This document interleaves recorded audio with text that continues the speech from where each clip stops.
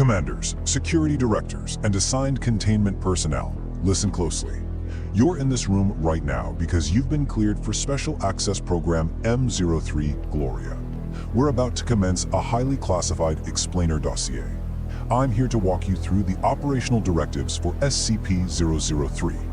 Let's get one thing straight right off the bat. This is not a theoretical exercise. The information we're mapping out today is literally the only thing standing between our current reality and a full-blown LK-class restructuring event. So pay attention, internalize the data, and understand that failing to execute these directives, it's simply not an option. Here's the itinerary for this briefing.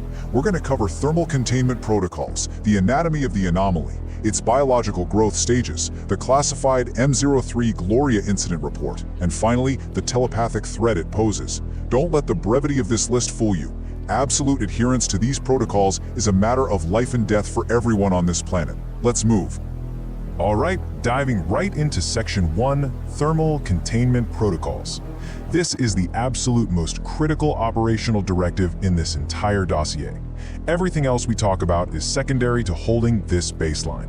35 degrees Celsius. I need you to commit that exact number to memory right now. SCP-003 has to be maintained at a constant temperature of no less than 35 degrees Celsius at all times. Ideally, we keep the environment above 100 degrees just to ensure total dormancy. But if that ambient temperature drops below that 35-degree threshold, the anomaly activates. It really is that simple, and frankly, our containment is that fragile. So, what's the critical contingency here? What happens if the facility completely loses power? Well, if the external generators fail and the anomaly's mass starts increasing, our emergency power failure protocol kicks in instantly. Assigned personnel must immediately bypass standard distance regulations and make direct, skin-to-skin contact with SCP-003-1. You are going to use your own body heat to forcefully push the entity back above that critical temperature.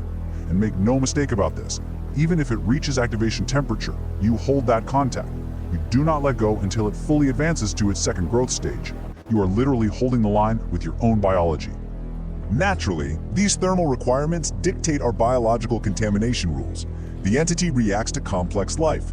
Because of that, before you even think about entering the containment area, you'll be screened for Category 4 or higher complex body parasites. If you've got them, mandatory sterilization is required before entry, period. Furthermore, if you're the operative who has to make physical contact with SCP-003-1 during a thermal emergency, you are ordered to report for immediate, mandatory sterilization the very second you are relieved. We absolutely cannot introduce any unauthorized multicellular organisms to this entity.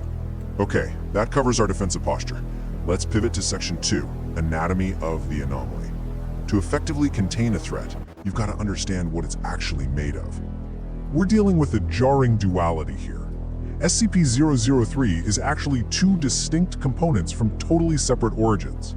First, there's SCP-003-1. It looks a lot like a computer motherboard, but it is entirely biological. We're talking chitin, hair, and nails of an unknown biology.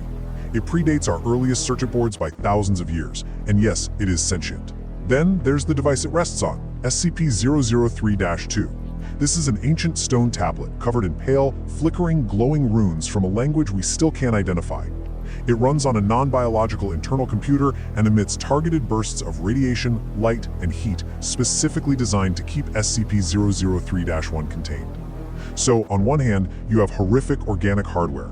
On the other, ancient, anomalous tech acting as its prison.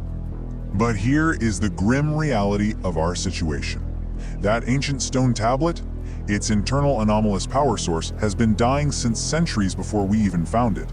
It simply can't maintain that 35-degree containment field on its own anymore. We are essentially keeping this entity asleep purely through artificial life support. Generators 003-III through II have to supply constant, uninterrupted external power to the tablet at all times. If our generators go down, the prison goes down. And that failing power grid brings us straight to Section 3, Biological Growth Stages. You need to know exactly what you're up against when the thermal containment inevitably drops and this thing wakes up. The second the temperature falls below 35 degrees, SCP-003-1 kicks off a terrifying state of exponential mass increase. First up, it fuels itself by converting inorganic matter, literally consuming the atmospheric elements right out of the air. Next, it rapidly moves on to non-living organic material. It'll feed on dead skin cells, hair, enamel, keratin, whatever's around. It acts like a localized black hole for biological matter, violently pulling the surrounding area into itself. That is, until it hits living organic material, which completely alters its trajectory. Take a look at the specific architecture of its stage 1 growth. It doesn't just expand into some formless blob. It builds a very distinct, massive structure, a 15-meter diameter ophiuroid. Basically, it looks like a giant brittle star. Right at its core, it develops a 3-meter wide central processor. Almost instantly, it forms sensory organs to scan its environment and starts converting the floor and walls into this unidentified anomalous substance. Within minutes, it's building a biological fortress and a massive brain. Then, Stage 2 initiates. The exact moment SCP-003 makes contact with living organic material, its exponential growth rate completely tanks, slowing down by anywhere from 20 to 90%. Why does it do that? Because the entity hits pause to template itself off the living tissue. It redirects immense, staggering amounts of its newly grown processing power just to analyze the complexity of the organism it just touched. That processing delay? That is exactly why our emergency protocols require you to jump in and make physical contact. You are buying us time with your own biological complexity. Look, we aren't just theorizing about these growth stages. We know exactly how this plays out because of Section 4, Incident Report M03, Gloria. This is a highly classified breach, and it proves exactly why these rules exist and what happens when someone decides to bypass them. Let's review the timeline of this active crisis. During the sanctioned M03 Gloria procedures, containment was intentionally strained. At the 9-minute mark, rapid structural growth started, forcing the stone tablet to fire a massive radiation spike to reset the entity, but it wasn't enough. By 10 minutes, the growth resumed.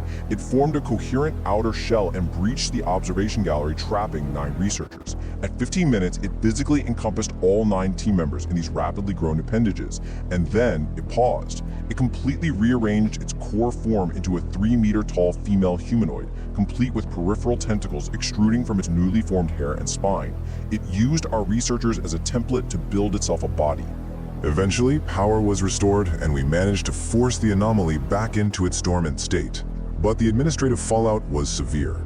See, the M03 Gloria procedures were directly ordered by an overseer, 0510. Following this near-catastrophic breach, 0510 was permanently removed from the 05 Council by a joint decision, and all related procedures were suspended indefinitely. The takeaway here is crystal clear. Absolutely no one, not even Overseer Command, is above the containment rules for SCP-003. Finally, we need to talk about what actually happened to those 9 researchers while they were trapped inside the entity. Let's move to Section 5, the telepathic threat.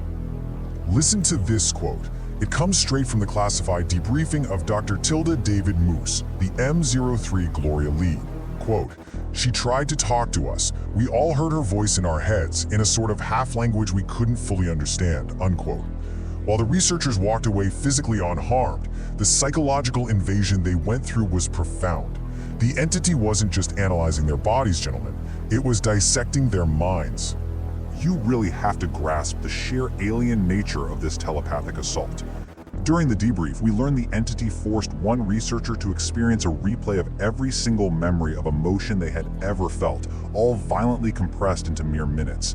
Dr. Moose described how it psychologically ripped 3 of the researchers apart and put them back together. They were physically fine but deeply traumatized. It projected visuals into their minds that were brighter and way more complex than human concepts can describe, backed by these harsh, metallic sounds. And throughout all of this, it demonstrated zero understanding of human emotion or human pain. To it, it was just gathering data. And that brings us to the entity's ultimate objective, the very reason an LK-class restructuring event is constantly on the table. This entity wants to remake the world. It wants to create a paradise, but one filtered entirely through its cold, completely alien understanding of what a paradise should be. Here is the true threat. It will design this new world based on whatever sufficiently complex organism it manages to analyze first. It doesn't have some special preference for humanity. If it templates us, sure, it remakes the world for us. But if it templates a dog or a housefly, it will aggressively restructure the entire planet to serve that specific organism, effectively wiping out human civilization in the process. I'm going to leave you with one final thought. Straight from Dr. Moose's testimony. During the breach, we got the power back on and forced the entity back into dormancy before it could complete its process. She didn't have time to finish analyzing us. But consider this final question. What would have happened if she had? It is your sworn duty to ensure we never, ever find out the answer to that question. Dismissed. This concludes today's briefing. If you wish to maintain your current clearance level and ensure continued access to the Versarian database, a subscription to this channel is mandatory. Secure your connection by leaving a like on this file, and log your requests in the comments section below to dictate which anomaly we unseal next. Stay vigilant and expect your next set of logs every day. Secure, contain, protect.